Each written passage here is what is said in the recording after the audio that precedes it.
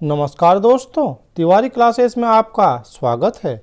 आज के इस वीडियो में मन्नू भंडारी द्वारा रचित एक बहुत ही महत्वपूर्ण कहानी त्रिशंकु, इसी का कथासार या सारांश को समझ लेंगे, पाठ बोध और इसकी प्रक्रिया को देख लेंगे।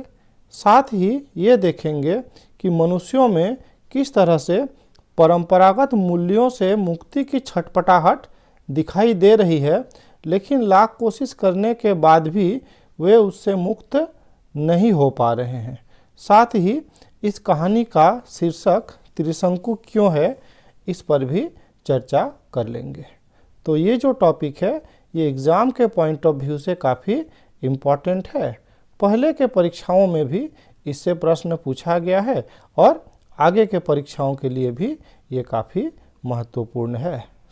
साथ ही अगर आप टेलीग्राम चैनल को भी ज्वाइन करना चाहते हैं तो उसका लिंक डिस्क्रिप्शन में मिल जाएगा। साथ ही चैनल में नए हैं तो चैनल को भी सब्सक्राइब कर लीजिएगा, जिससे इस चैनल में अपलोड होने वाले सभी वीडियो का नोटिफिकेशन सबसे पहले आपको मिल सके।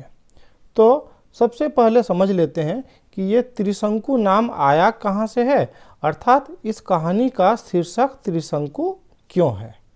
तो जैसे कि आप जानते ही होंगे कि त्रिशंकु एक पौराणिक पात्र है ना। कथाओं में इसके बारे में वर्णन है। वह सशरीर स्वर्ग जाना चाहते थे। हम सभी जानते हैं कि ऐसी मान्यता है कि जो अच्छे कर्म करते हैं वो मरने के बाद स्वर्ग जाते हैं, लेकिन ये तो सशरीर स्वर्ग जाना चाहते थे और इसके लिए मुनि विश्वामित्र इसके लिए यज्ञ का आयोजन करते हैं और यज्ञ समाप्त होने पर यह सूर्यवंशी राजा स्वर्ग की ओर प्रस्थान करता है, परंतु स्वर्ग लोक का अधिपति इंद्र तथा अन्य देवता यह नहीं चाहते, अतः उसे पृथ्वी पर धकेल देते हैं। उधर विश्वामित्र अपने योग बल से उसे आकाश में ही रोक देते हैं, अतः न तो वह स्वर्ग में प्रवेश कर पाता है और न ही पृथ्वी पर लौट पाता है, अधर में ही लटकता है। तो साहित्य में त्रिशंकु ऐसे ही व्यक्ति का प्रतीक बन गया है जो अनिश्चितता और निर्णय की स्थिति में रहता है, किसी उलझन के कारण कोई भी फैसला नहीं ले पाता है ना। तो इसी को आधार बनाकर इस कहानी का जो शीर्षक है वो त्रिशंकु रखा गया है। तो यहाँ पर अब हम लोग आगे समझेंगे कि ये परिस्थिति क्यों बन रही है कि लोग ठीक से निर्णय नहीं ले पा रहे हैं, पुरानी मान्यताओं को भी भूल नहीं पा रहे हैं और नए मान्यताओं को भी सही से अपना नहीं पा रहे हैं और अधर में ही लटक रहे हैं। तो ये जो कहानी है त्रिशंकु कहानी, इसमें मुख्य रूप से दो नारी पात्र हैं, एक तनु, एक किशोरी लड़की है, और उसकी माँ है ना। तो तनु की जो माँ है वो बहुत ही पढ़ी लिखी आधुनिक विचारों वाली है ना, कॉलेज की वो लेक्चरर भी है ना। पिता से विद्रोह कर स्वेच्छा से अपने मनपसंद युवक से विवाह करने वाली विद्रोहिणी नारी है ना। मतलब वो विद्रोह करके खुद ही अपने पसंद के लड़के से शादी भी की थी, अर्थात घर का जो माहौल था वो थोड़ा सा आधुनिक टाइप का था।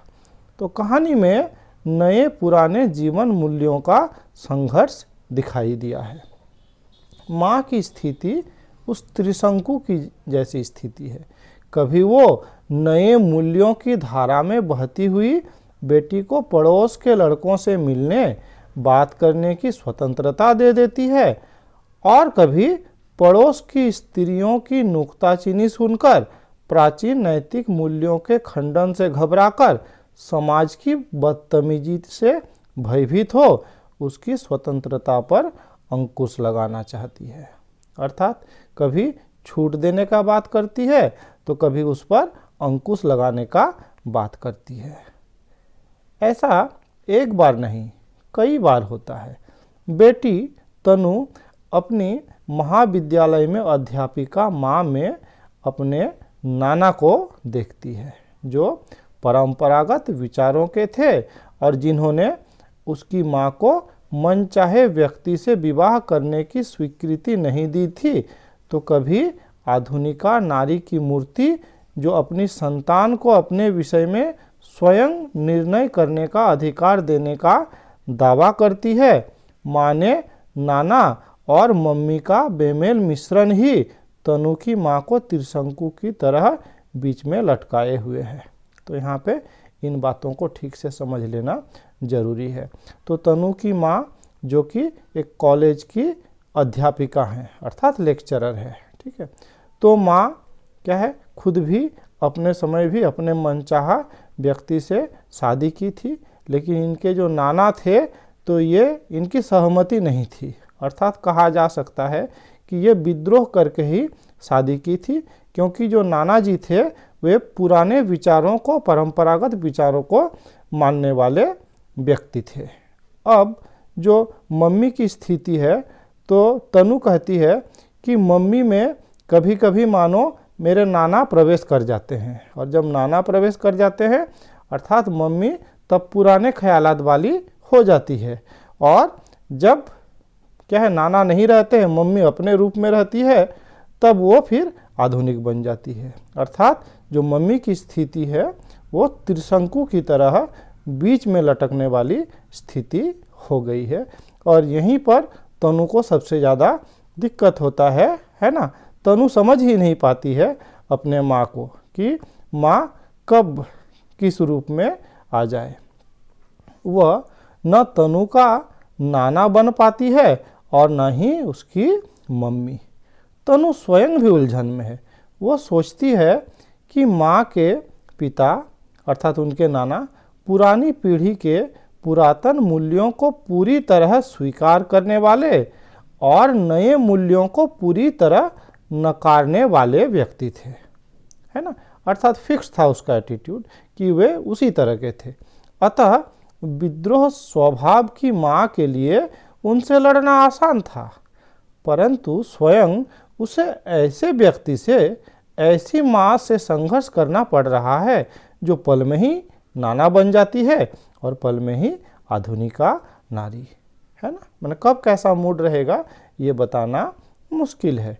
यह स्थिति उसके लिए उलझन भरी है, और इस मम्मी से लड़ा भी कैसे जाए जो एक पल में नाना होकर जीती है, दूसरे पल में मम्मी होकर, यही सबसे बड़ी उलझन थी। माँ तो त्रिशंकु की स्थिति में है ही, कमोवेश बेटी तनु भी उलझन में पड़ी हुई है। अतः त्रिशंकु प्रतीक है और कहानी का शीर्षक त्रिशंकु कहानी की मूल संवेदना को व्यंजित करता है। तनु जो स्वयं कहानी के पात्र के रूप में कहानी में विद्यमान है, एक पढ़े लिखे सुसंस्कृत आधुनिक परिवार की एकलौती और लाडली संतान थी। उसका घर बुद्धिजीवियों का अखाड़ा था। घर में सिगरेट के धुएं और कॉफ़ी के प्यालों के बीच बड़ी बड़ी शाब्दिक क्रांतियाँ होती रहती थी, है ना। अर्थात लोग बड़ी बड़ी बातें किया करते थे, बड़े बड़े विचार रखा करते थे।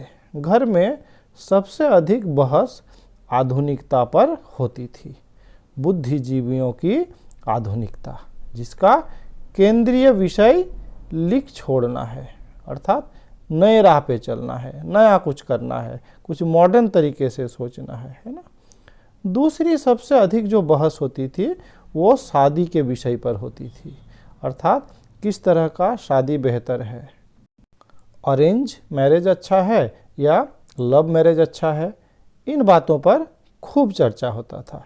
इस बहस में स्त्रियों और पुरुषों के दल भी बन जाते थे, अर्थात स्त्रियां अपना विचार रखती थी, पुरुष अपना विचार रखते थे। माहौल तो कभी कभी इतना गर्म हो उठता था कि लगने लगता था कि उनमें से 2-4 का तलाक अवश्य हो जाएगा। मतलब इस तरह से लोग लड़ने लगते, बहस करने लगते, लेकिन वास्तव में ऐसा कुछ नहीं होता था। सब लोग अपने ब्याह को अच्छी तरह समेट कर बैठे रहते थे। फ्री लव और फ्री सेक्स की चर्चा में पुरुष वर्ग अधिक उछलता था। तनु के पिता इसके सबसे बड़े समर्थक थे। यहाँ पर परिस्थिति में बदलाव आता है। तनु के पिता जो खुद भी इस बारे में समर्थक थे, लेकिन जब उसके दूर के रिश्ते की एक बहन द्वारा इसे अमली जामा पहना दिया गया, अर्थात इस तरह से शादी कर लिया गया, तब उनकी आधुनिकता भी धड़ाम से नीचे आ गिरी, है ना। अर्थात तब ये भी क्या हो गए, नाराज हो गए।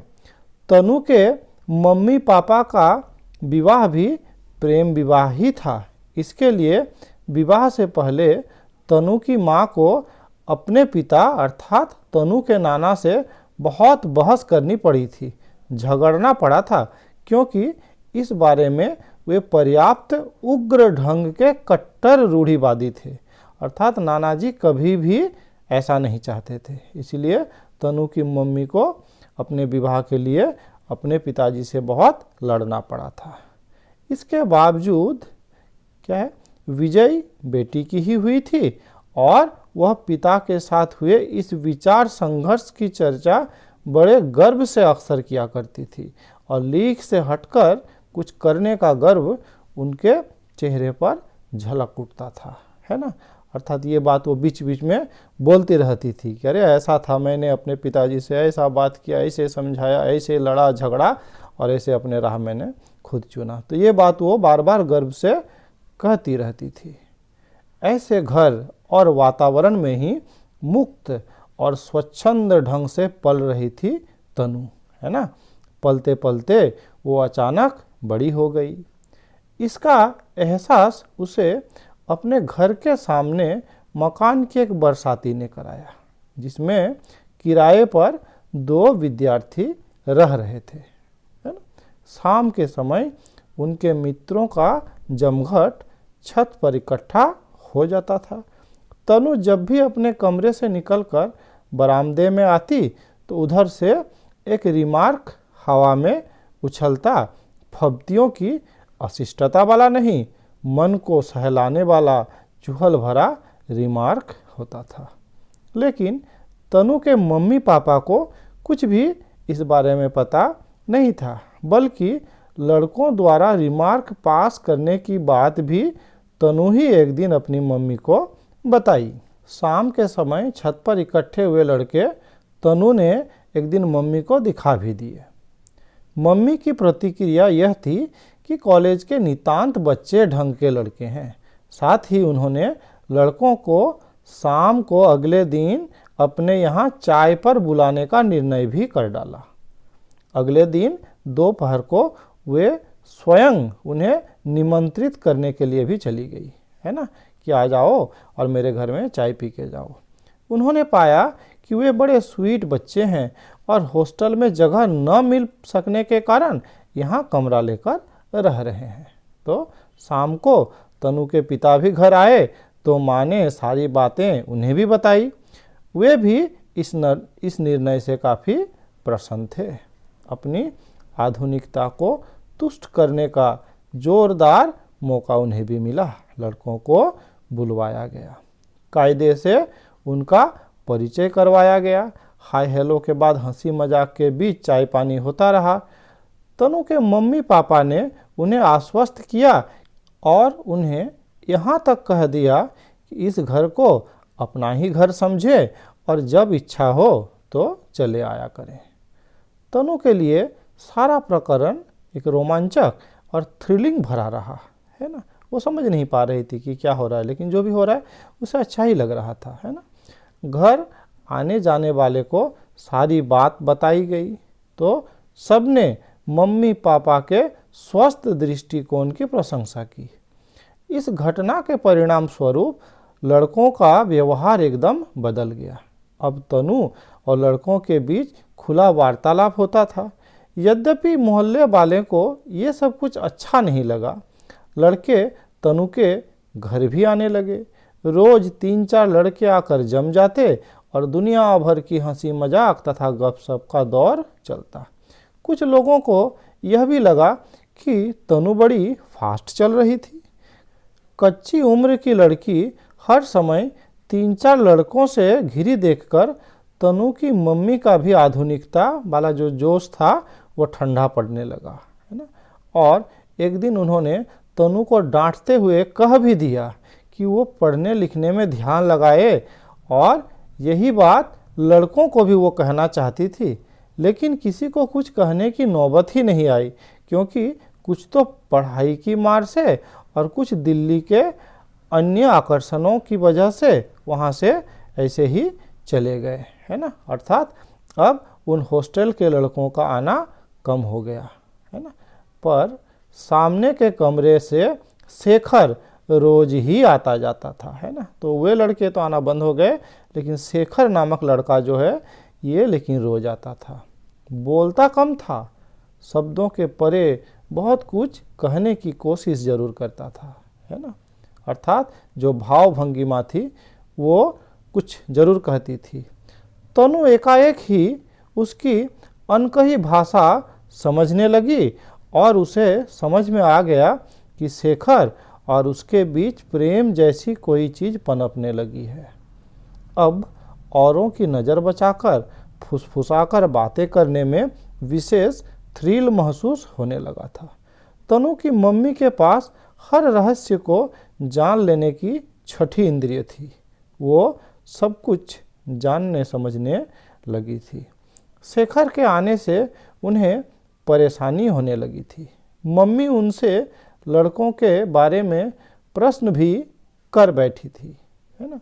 मम्मी ने उस महिला को तो तनु के दोस्त है कहकर लापरवाही से टाल दिया था, लेकिन बात मन में गड़ गई थी, है ना। अर्थात कोई पड़ोसन एक बार पूछ भी ली थी कि ये लड़का रोज रोज आता है, ये कौन है, क्या है।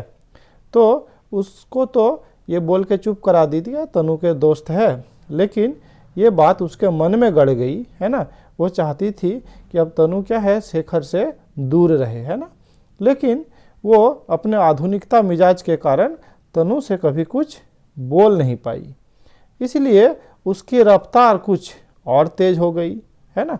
शेखर अभी भी रोज आता था और तनु को पढ़ाते समय बीच बीच में छोटी छोटी पर्चियों पर कुछ ऐसी पंक्तियां लिखकर थमा देता जिसको पढ़कर तनु अंदर तक झंझना जाती।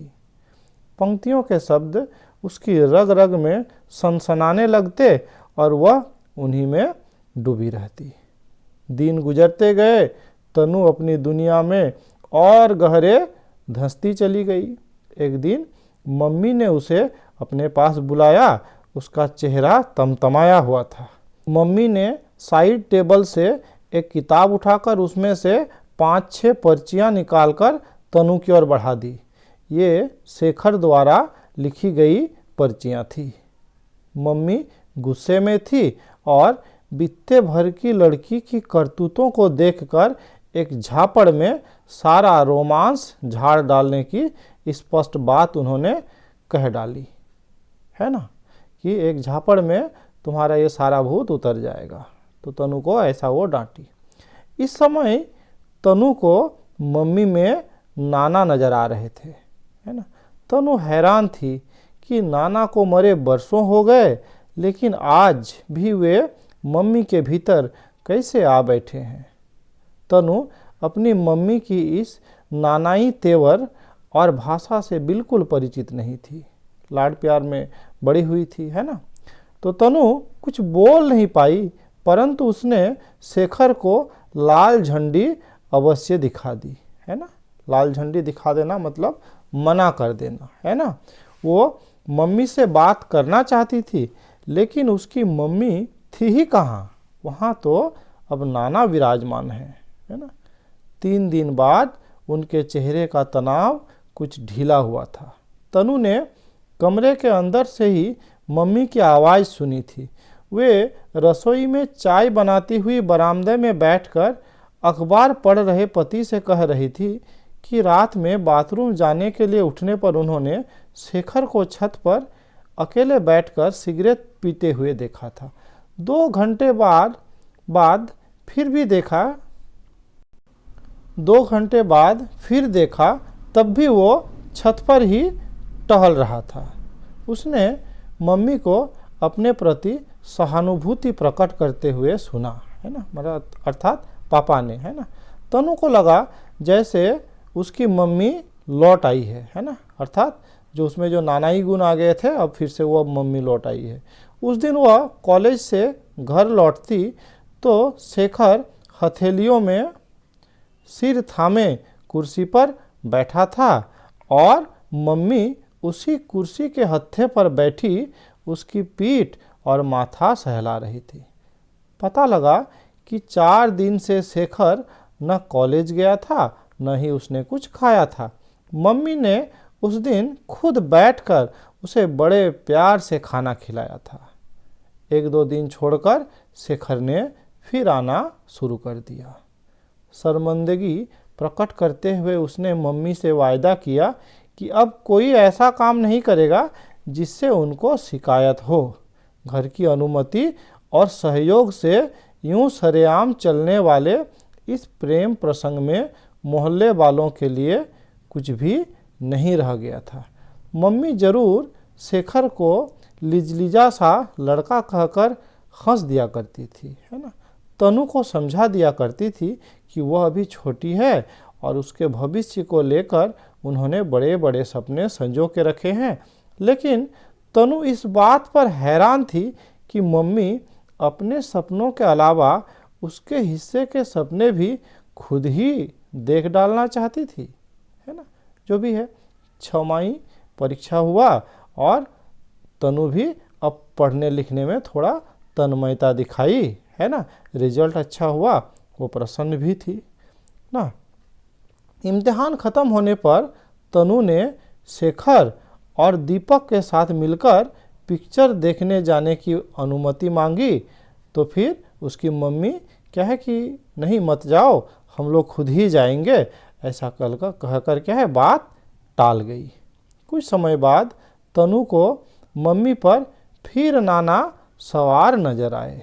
उन्हें पता लगा कि तनु शेखर के कमरे पर जाती है और इस बात को लेकर गली में थू थू हो रही है।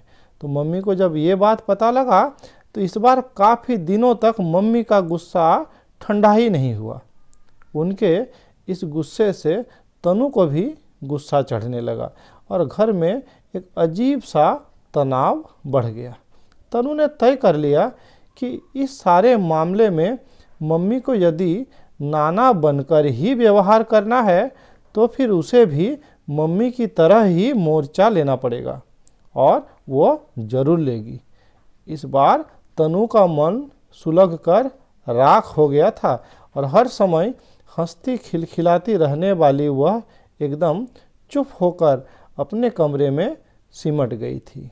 घर बार की दुनिया से कटी वो मम्मी से मोर्चा लेने के दांव सोचती रहती थी।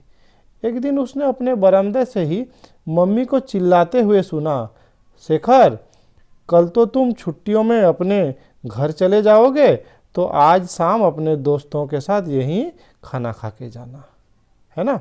अर्थात फिर से कह सकते हैं उसमें जो नाना ही रूप था वो फिर से बदल कर अब ये मम्मी बन गई, है ना। तो शाम को सब खाने की मेज पर अब डटे थे। मम्मी सबको प्रेम से खाना खिला रही थी। सब कुछ सहज खुला सामान्य सा था, हंसी मजाक सब कुछ था। केवल तनु सोच रही थी कि मम्मी के लिए नाना से लड़ना तो बहुत आसान रहा होगा क्योंकि वे 100% नाना ही थे। लेकिन इस मम्मी से लड़ा भी कैसे जाए जो एक पल में नाना होकर जीती है और एक पल में मम्मी होकर। स्थूल दृष्टि से देखने पर त्रिशंकु एक छोटे से परिवार की उसकी एक समस्या कि वयस्क हो रही बेटी को कितनी आज़ादी दी जाए, है ना, या फिर कितना उस पर प्रतिबंध लगाया जाए, तो ऐसी कहानी प्रतीत होती है। परंतु वस्तुतः वह परिवार के माध्यम से समूचे समाज में स्वयं को बुद्धिजीवी, आधुनिक, प्रगतिशील विचारों, फ्री लव और फ्री सेक्स की दुहाई देने वालों के छद्म को, उसके नकाब को, उनके मुखौटों को उतारकर असलियत बताने वाली कहानी है। तो इस प्रकार आज के इस वीडियो में इतना ही। वीडियो अच्छा लगा लाइक शेयर कर सकते हैं, चैनल में नए हैं चैनल को सब्सक्राइब कर सकते हैं। इस वीडियो में मेरे साथ बने रहने के लिए बहुत बहुत धन्यवाद।